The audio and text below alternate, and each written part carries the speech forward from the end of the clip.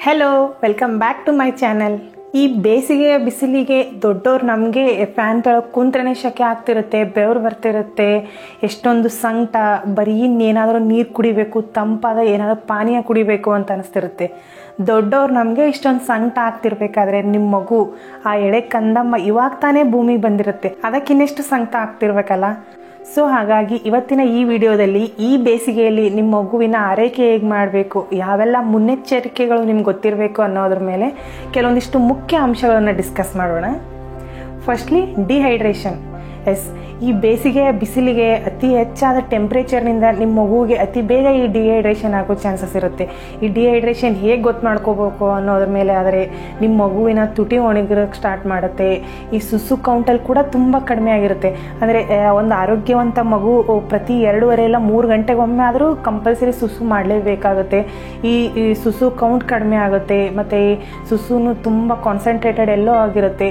ಈ ರೀತಿ ಏನಾದರೂ ನಿಮ್ಮ ಮಗುವಿನಲ್ಲಿ ಕಂಡು ಬಂತು ಅಂತಂದರೆ ಡಿಹೈಡ್ರೇಷನ್ ಆಗಿದೆ ಅಂತ ಒಂದು ಲಕ್ಷಣ ಆಗುತ್ತೆ. ಸೊ ಹಾಗಾಗಿ ನೀವು ಇದನ್ನು ತಪ್ಪಿಸ್ಬೇಕು ಅಂತಂದರೆ ಆದಷ್ಟು ಮೇಲಿನ ಮೇಲೆ ಬ್ರೆಸ್ಟ್ ಫೀಡ್ ಮಾಡಬೇಕಾಗತ್ತೆ, ಅಂದರೆ ಎದೆ ಹಾಲು ಕುಡಿಸ್ಬೇಕಾಗತ್ತೆ.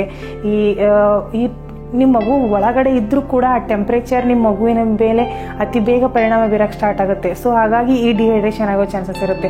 ನೀವು ಅತಿ ಹೆಚ್ಚು ಹಾಲು ಕುಡಿಸೋದ್ರಿಂದ ನಿಮ್ಮ ಮಗುಗೆ ಸಿಗಬೇಕಾದಂಥ ನೀರಿನ ಅಂಶ ಸಿಗುತ್ತೆ.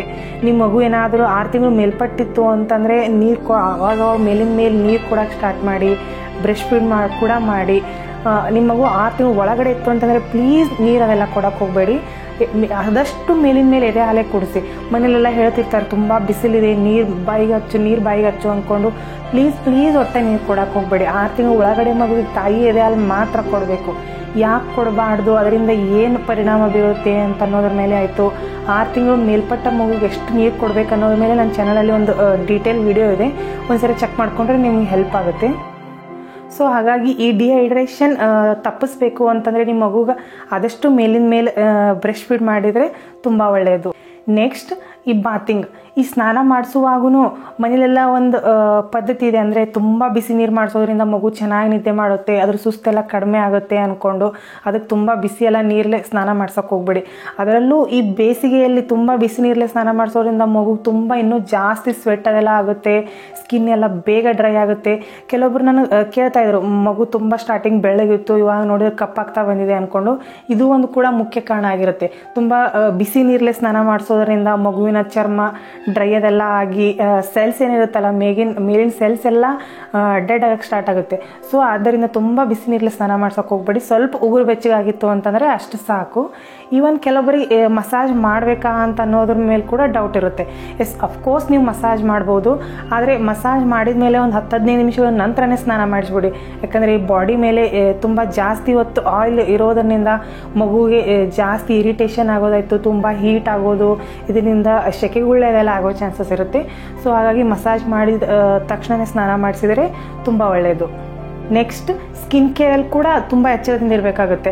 ಈ ಸ್ನಾನ ಮಾಡಿದ ತಕ್ಷಣ ನಿಮ್ಮ ಮಗುವಿನ ದೇಹ ಪೂರ್ತಿಯಾಗಿ ಈ ಬೇಬಿ ಬಾಡಿ ಲೋಷನ್ ಹಚ್ತಾ ಬನ್ನಿ. ಇದರಿಂದ ಮಗುವಿನ ಸ್ಕಿನ್ ಯಾವಾಗಲೂ ಹೈಡ್ರೇಟ್ ಆಗಿರುತ್ತೆ, ಬೇಗ ಡ್ರೈ ಅದೆಲ್ಲ ಆಗೋದಿಲ್ಲ, ಮತ್ತು ಈ ಶೆಕೆಗುಳ್ಳೆ ಆಗೋದನ್ನು ಕೂಡ ತಪ್ಪಿಸ್ಬೋದು, ಡಿಹೈಡ್ರೇಷನ್ ಕೂಡ ತಪ್ಪಿಸ್ಬೋದು. ಸೊ ಹಾಗಾಗಿ ನಿಮ್ಮ ಮಗುವಿನ ಚರ್ಮದ ಆರೈಕೆಯಲ್ಲಿ ಈ ಬೇಬಿ ಲೋಷನ್ ಹಚ್ಚೋದು ಕೂಡ ಮರೆಯೋಕ್ಕೆ ಹೋಗಬೇಡಿ. ನೆಕ್ಸ್ಟ್ ಕ್ಲಾತಿಂಗಲ್ಲಿ ಬಂದರೆ ನಿಮ್ಮ ಮಗುಗೆ ಯಾವಾಗಲೂ ಕಾಟನ್ ತಿಳುವಾದ ಬಟ್ಟೆ ಹಾಕ್ತಾ ಬನ್ನಿ. ಆದಷ್ಟು ಫ್ರೀ ಆಗಿರಲಿ, ಲೂಸ್ ಆಗಿರಲಿ, ಟೈಟಾಗಿ ಅದೆಲ್ಲ ಕಟ್ಟಕ್ಕೆ ಹೋಗಬೇಡಿ. ಈ ಕಿವಿಗೆ ಕುಲ್ಲ, ಈ ಟೋಪಿ ಇದೆಲ್ಲ ಹಾಕಕ್ಕೆ ಹೋಗಬೇಡಿ. ಒಂದೊಂದು ಮಗು ಹುಟ್ತಾ ತುಂಬ ಜಾಸ್ತಿ ತಲೆಯಲ್ಲಿ ಕೂದಲಿರುತ್ತೆ, ಅಂಥ ಮಗುಗಂತೂ ಈ ಸ್ನಾನ ಮಾಡಿಸುವಾಗ ವಾರಕ್ಕೆ 1 ಬಾರಿ ಇಲ್ಲ 2 ಬಾರಿ ತಲೆ ಸ್ನಾನ ಮಾಡಿಸಿ. ಇದರಿಂದ ತುಂಬ ಜಾಸ್ತಿ ಕೂದಲಿರೋ ಮಗು ಬೇಗ ಎಲ್ಲ ಸ್ವೆಟ್ ಆಗೋ ಚಾನ್ಸಸ್ ಇರುತ್ತೆ.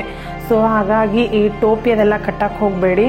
ಕೆಲವೊಂದು ಅಮ್ಮಂದಿರಿಗೆ ಮಗುಗೆ ಫ್ಯಾನು AC ಅದೆಲ್ಲ ಬಳಸ್ಬೋದಾ ಅಂತಂತ ಡೌಟ್ ಇರುತ್ತೆ.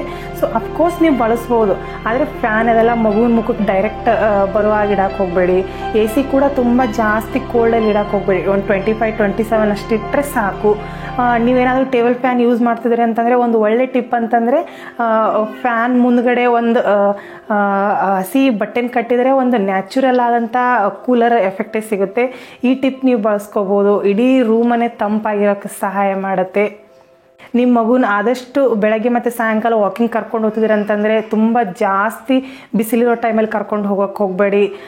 ವಾಕಿಂಗ್ ಅದೆಲ್ಲ ತುಂಬ ಅರ್ಲಿ ಮಾರ್ನಿಂಗ್ ಇಲ್ಲ ಸೂರ್ಯದೆಲ್ಲ ಮುಳುಗಿದ ಮೇಲೆ ಹೋಗೋಕ್ಕೆ ಟ್ರೈ ಮಾಡಿ. ಯಾವುದಾದ್ರೂ ಸಂದರ್ಭದೆಲ್ಲ ಬಂತು ನಿಮ್ಮ ಮಗುನ ಹೊರಗಡೆ ಕರ್ಕೊಂಡು ಹೋಗಬೇಕಾಗಿತ್ತು ಅಂತಂದರೆ ಪೂರ್ತಿಯಾದ ಕವರ್ ಆಗುವಂಥ ಬಟ್ಟೆ ಅದನ್ನೆಲ್ಲ ಹಾಕ್ಕೊಂಡು ಕಣ್ಣಿಗೆ ಮೇಲೆಲ್ಲ ಸೂರ್ಯನ ಕಿರಣಗಳು ಬಿಡಲಾಗೆ ಕ್ಯಾಪ್ ಅದೆಲ್ಲ ಹಾಕ್ಕೊತಾ ಹೋಗಿ. ಯಾಕಂದರೆ ಈ ಸಂದರ್ಭದಲ್ಲಿ ಸೂರ್ಯನಲ್ಲಿ ಅತಿ ಸ್ಟ್ರಾಂಗ್ ಆಗಿರೋಂಥ UV ರೇಡಿಯೇಷನ್ಸ್ ಎಲ್ಲ ಇರೋ ಚಾನ್ಸಸ್ ಇರುತ್ತೆ. ಸೊ ಹಾಗಾಗಿ ಇದಿಷ್ಟು ಮುಖ್ಯ ಅಂಶಗಳು ನಿಮ್ಗೆ ಗೊತ್ತಿರಲೇಬೇಕು. ಈ ಮುಖ್ಯ ಅಂಶಗಳು ನಿಮ್ಗೆ ಗೊತ್ತಿತ್ತು ಅಂತಂದರೆ ಈ ಬೇಸಿಗೆ ನಿಮಗೆ ಮತ್ತು ನಿಮ್ಮ ಮಗುಗೆ ಒಂದು ಆರಾಮದಾಯಕವಾಗಿರುತ್ತೆ. ಸೊ ಇದಿಷ್ಟು ಇವತ್ತಿನ ಮಾಹಿತಿ. ಈ ಮಾಹಿತಿ ನಿಮ್ಮೆಲ್ಲರಿಗೂ ಇಷ್ಟ ಆದರೆ ಲೈಕ್ ಮಾಡೋದನ್ನು ಮರಿಬೇಡಿ. ಇದೇ ರೀತಿ ರೆಗ್ಯುಲರ್ ವಿಡಿಯೋಗಳ ಅಪ್ಡೇಟ್ಗಾಗಿ ಸಬ್ಸ್ಕ್ರೈಬ್ ಆಗಿ. ಮತ್ತೆ ಮುಂದಿನ ವಿಡಿಯೋದಲ್ಲಿ ಸಿಗೋಣ. Thank you.